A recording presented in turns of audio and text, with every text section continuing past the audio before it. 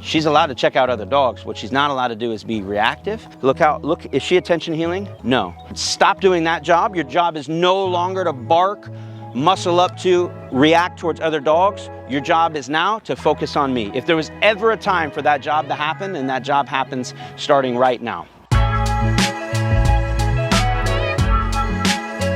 Hey folks, welcome back to another episode of Adventures in Dog Training with American Standard Dog Training and American Overwatch Canine Services, and now DIYcanine.com. So in this lesson, which is actually being filmed for our off-leash, or what we should call Unleash, 5 Steps to E-Collar Mastery course, we have Kaya here who's finishing up a board and train program, and she is extremely leash reactive towards other dogs. So what better place to come to kind of finish off her training and proof her off of distractions than one of the busiest dog parks in Broward County. So we just got here. It's her first time here. As you can tell, she's already super checked out from me on these other dogs, and we're going to be showcasing in this lesson, which again is designed for our Unleashed course, how you can use the e-collar to proof a dog off of her old ways of being unbelievably leash reactive towards other dogs. So her super heightened sense of awareness right now, the wind is mostly blowing in this direction. Whenever you are dealing with a dog that's leash reactive or otherwise, as a good dog trainer or dog owner or handler, you should always be aware of which way the wind is coming, because dogs see with their nose, and the wind is what's bringing the odor to them. To be fair to the dog, we're going to start about 100 yards away.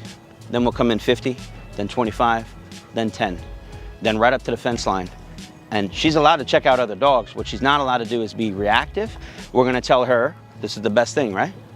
Stop doing that. Stop doing that. Stop doing what you think you're going to be doing. Your job is no longer to be on guard. Look, is she attention healing? No. Look at her motor up, right? Look at that motor. Motor is through the roof.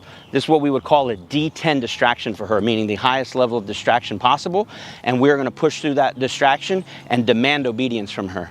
In other words, stop doing that job. Your job is no longer to bark, muscle up to, react towards other dogs. Your job is now to focus on me. If there was ever a time for that job to happen, then that job happens starting right now. Kaya, watch. Good. Good. Her stress level is so high right now, she will not take food. The stress is not from me. The stress is from what you're seeing here. This I have learned from one of the best dog trainers in the world, Justin Rigney, a friend of mine, an associate, a colleague, and a mentor. She will not take food right now, and I'll explain to you why.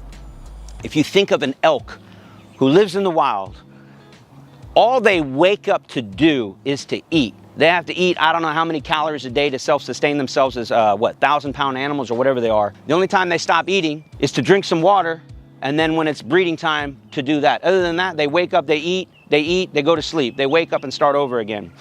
So they're very hungry animals. Put that hungry animal in a field of the most delicious grass they've ever had, but put a wolf 100 yards from them. Let them see or smell that wolf. You tell me if that elk's gonna be thinking about eating the grass while he's running for his life. So right now, here's our elk and there's the wolves. But literal dogs are her kryptonite. So I don't care if she eats or not, but we're still gonna demand and maintain obedience despite the reaction. So we're gonna start a little further away. I'm actually happy that we're downwind, that she can smell all these dogs. I see some of the dogs starting to dissipate, so we may have to fast track this a little bit. So there's some dogs coming out of the gate now. We're gonna demand an attention heel while we walk down the street. Kaya here. See, we have a dog right here that's stressing her out. Her job right now, I'm giving her a job to do, and that's to pay very close attention to me, to which she is not. Dog fight. Come on, let's check it out. This is why you don't take your dog to the dog park. It's not if there's going to be a fight, it's when. So her job is to pay very close attention to me. What I was starting to say, I can tell she's not paying attention because she's straight up just not looking at me. But the other thing we're going to do is I'm going to stop at certain points or turn. If she misses me stop or misses me turns and she doesn't stop or turn with me, that's her fault. I'm not going to mother hen her. I am not going to give her 50 commands to watch or to heel next to me. The command, look, I'll throw her a bone. Kaya, heel. That's it.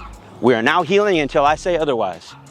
Again, she's probably about 4 or 5 weeks into our board and train program and just crushing it. Again, her biggest issue was leash reactivity, and as you can see here, just destroyed it. So if you're interested in how you can get your dog or puppy to either not have leash reactivity and or solve leash reactivity aggression problems, then I suggest you head on over to our DIYcanine.com courses. They are self-help, self-study courses where you, from the comfort of your own home, can learn the secrets of the trade of a master dog trainer, where other dog trainers are coming and learning every day how to become better dog trainers. You can be a semi-pro dog trainer. You can have the best dog or puppy in your neighborhood. You can have the best dog or puppy outside of a dog park. Go inside if you want, we don't recommend it. Again, she'll be on her best behavior. I can't control the other dogs. It's not worth the risk to show you guys. We also have a leash reactivity course coming out. We have a leash pressure course, principles of leash pressure. All of this working independent of each other or in conjunction will get you to take your dog to the highest level possible.